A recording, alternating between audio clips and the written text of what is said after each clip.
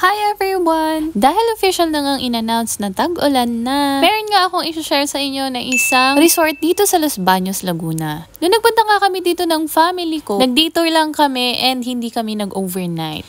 Maganda, malinis at saka hindi naman kamahalan na resort. At dito nga sa pinuntahan namin, halos isang subdivision siya na puro mga resort lang. Kita nyo naman ayan, magkatabi lang halos ang mga resort dito. At dahil nga birthday ng aking mother, Gemma, dito nga namin naisipan na pumunta. Sa sobrang laki nga na itong resort at saka sa dami ng rooms, feeling ko kakasya dito yung 30 to 40 packs. Kasi kaming buong family, nasa 20 lang kami kasama na yung mga kids at sobrang luwag pa kami dito. At isa nga sa mga favorite namin gawin ng family ko ay magkantahan at magsayawan. Kita nyo naman, Titas of Manila yon. Nakakatawa kasi minsan lang talaga kami makompleto at magsama-sama sa resort. Ay, Bea!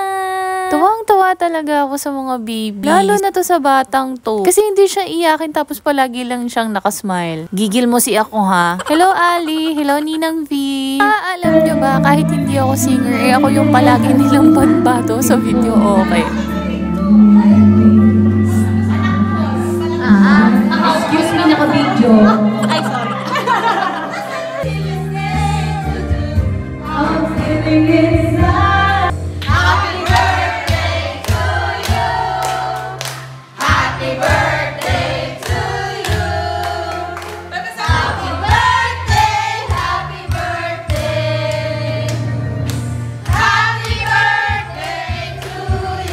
And belated happy birthday nga, Mama G!